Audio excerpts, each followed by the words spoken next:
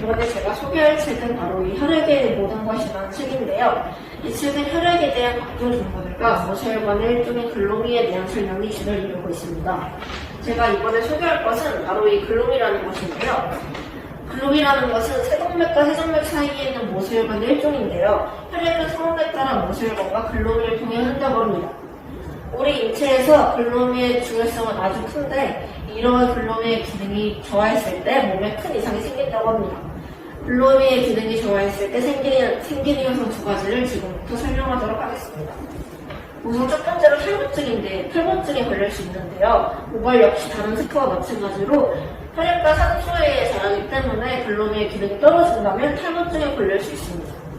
두 번째로는 동상인데요. 글로미의 기능이 잘 활성화된다면 동상도 걸릴 확률이 적어진다고 합니다. 그 예로 우리가 주로 동상에 잘 걸린다고 생각하는 겨울에 차가운 곳에 손을 많이 닿는 직업일수록 글로미가 잘 활성화되고 단련되어서 동상에 걸릴 확률이 적어진다고 합니다. 지금 제가 소개할 글로미의 증상들과 기능들은 일부일 뿐인데요. 이 증상들과 기능 이외에도 글로미의 기능과 글로미가 저하했을 때 생기는 증상들은 아주 많습니다. 만약 글로미에 대한 다른 기능들과 혈액에 대한 것이 궁금하시다면 한 번쯤 이 책을 읽어보는 것도 좋다고 생각합니다. 제가 소개할 책은 공학자의 시간여행이라는 책인데요. 이 책은 공학자의 구체적인 정의에 대해, 그리고 자율주행 자동차와 인공지능에 대해, 또 점점 더 로봇이 발달하게 될 미래에 인간은 어떻게 살아갈지에 대한 윤리적인 문제를 생각해보게 하는 책이에요. 1990년에서부터 2020년, 그리고 2050년까지 30년 간격의 시간여행을 통해 현재 우리의 기술이 어느 수준까지 왔는지, 또 미래에는 어떤 기술들이 선보일지 이 소설을 통해 설명되어집니다. 이 책의 줄거리에 간단히 소개를 보자면, 이 책의 주인공은 중학교 3학년 장지윤이라는 아이입니다. 팥빙수와 레고를 좋아하는 지윤이는 어느 날 빵집에서 한 아저씨를 만나게 되는데요. 그리고 이상하게 자주 만나게 되어 그 아저씨와 친해지게 되는데, 알고 보니 자기와 동명이인인 대학 교수님이었다고 합니다. 그리고 이 교수님에게는 자신 또래의 아이가 있는데 이름은 현욱이에요. 주인공 지윤이의 첫 시간여행을 통해 과학자와 공학자의 차이, 자율주행 자동차의 현재 기술력이 어느 정도인지 주인공들의 대화를 통해서 알 수 있어요.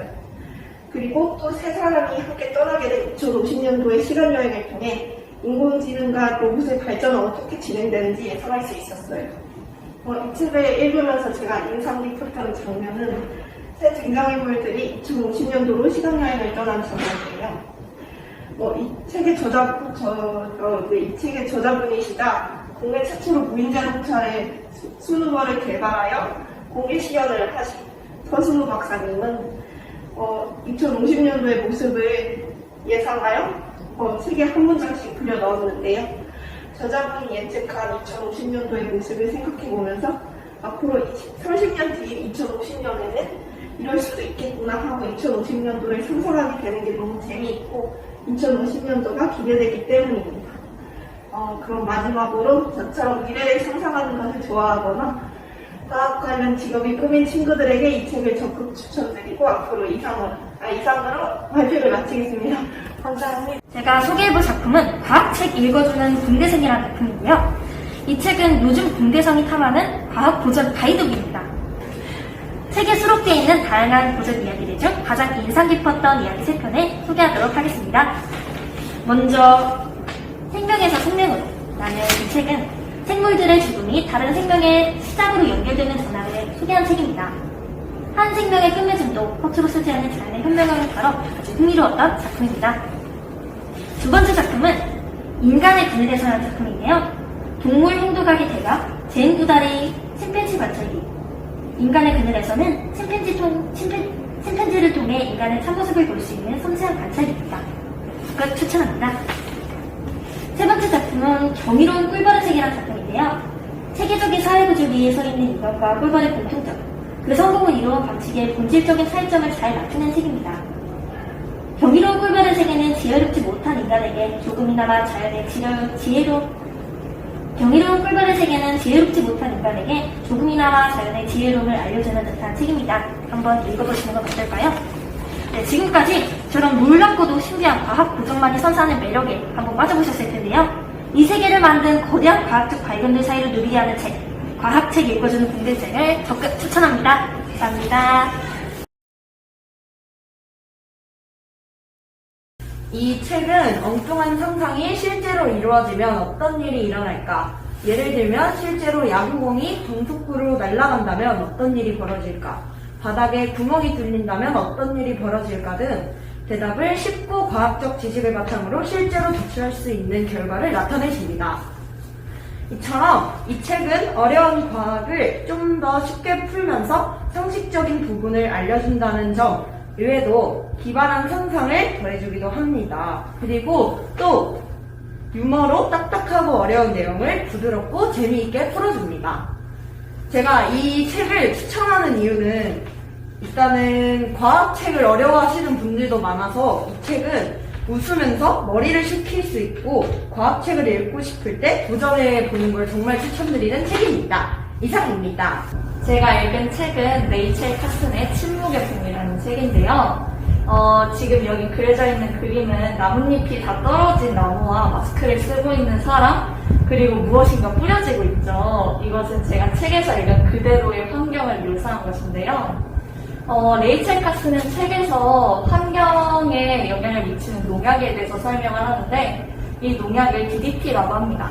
이 DDT에는 다량의 독소가 첨가되어 있어서 뿌리면 너무 다량을 뿌리게 되면 이렇게 나무가 죽고 새도 죽고 모든 사람들이 악영향을 받는 나쁜 일이 생기게 되는데요. 그래서 레이첼 카슨은 이 책에서 더 이상 살충제를 사용하지 말아야 하고 다른 방안을 찾아야 한다고 합니다. 이상입니다. 우리가 버린 플라스틱이 돌고 돌아 다시 우리에게 오고 있는 거야 라는 글이 있었던 기억이 하는데 이게 그러니까 좀 제가 조금 바꾸긴 했는데 이게 저희가 플라스틱을 사용하고 쓰는 거를 해서 이제 플라스틱이 바닥으로 내려가서 물고기를 먹고 그 먹은 물고기를 저희가 잡아서 물고기를 다시 이렇게 먹는 그런 모습을 봤고요. 이 책을 읽으면서 일회용이라고 생각되는 것들을 되게 안 쓰게 만들어주고 나 하나쯤이야가 아니라 나 하나만이라도 해 계획식 되면 정말 필요할 것 같다고 생각이 들고요. 한 생명으로 이 지구를 영위하며 우리가 할 수 있는 최선의 노력이 무엇인지 고민을 많이 해봐야 할 것 같다고 생각했습니다. 저희가 이 책은 여름철 감기 냄새가 더 지독하기보다는 라는 책인데요. 원래 천둥 중국 번개가 함께 일어나는 현상인데 이렇게 시간 차이 나는 것은 빛의 속도와 소리의 속도가 빠르기 때문입니다. 감기 소리 소리에 냄새가 풍기는 것도 같은 원리입니다. 냄새의 확산 속도는 소리의 속도를 따라가지 못합니다. 그래서 감기 소리가 났을 때 재빨리 몸을 피하면 냄새로부터 벗어날 수 있습니다. 냄새는 분자의 운동에 의해 포로 전달됩니다. 분자랑 물질의 성질을 가지는 가장 작은 단위를 말하는데요. 분자 중에도 냄새를 풍기는 분자는 따로 있습니다. 그런데 분자의 운동은 온도가 높을수록 활발하게 일어납니다. 온도가 높아지면 열에너지가 높아지면서 기체 내의 에너지도 상승하기 때문입니다. 또한 분자의 온도는 바람이나 물의 흐름에도 영향을 받으며 습도가 높아지면 분자가 코 속에 들어가면서 냄새가 더 지독하게 느껴집니다. 바로 이러한 이유로 감기 냄새는 춥고 건조한 겨울보다 따뜻하고 습도가 높은 여름철보다 지독하게 느껴지는 것입니다. 제가 읽은 책은 하리하라의 생물학 카페라는 책인데 이 책은 생물학 분야에서 관심 높은 주제를 청소년의 눈높이에서 쉽고 재미있게 쓴 과학 에세이입니다. 생명이 탄생하는 종자와 만자의 만남부터 선천성 기형, 쌍둥이, 노화에 대한 이야기, 유전자의 진화, 심장이 왼쪽에 있는 이유, 남녀의 성적 특징, 성적 정체성과 성적 자유, 여러 종류의 호르몬과 멜라토닌 등의 물질과의 관계, 질병과 면역계, 생명공학과 생체능력 등의 내용을 재미있게 신화와 함께 읽을 수 있습니다. 꼭 과학을 좋아하지 않더라도 쉽고 재미있게 읽을 수 있는 생물학 이야기, 인체에 대해 흥미를 느낀다면 하리하라의 생물학 카페를 읽어보길 추천합니다. 이상입니다. 제가 읽은 책은 놀랍다 미래한 과학자입니다. 제가 읽었을 때 과학자 3명이 나왔고 그에 대한 설명이 나와서 그 과학자 3명을 읽었고요. 첫 번째는 플레밍이라고 하고요. 제가 이 플레밍을 읽었을 때 제일 인상 깊었던 말은 내가 경험했었던 이런 성공의 실마리가 무엇이었는지에 대해서는 뭐라 설명할 길이 없다였습니다. 두 번째 다이어트를 여기 그렸고요. 제일 인상 깊은 말은 클로버 항해는 내 생에서 가장 중요한 경험이었다. 제가 읽은 책은 위대한 과학자로 읽은 책의 제목이었는데요.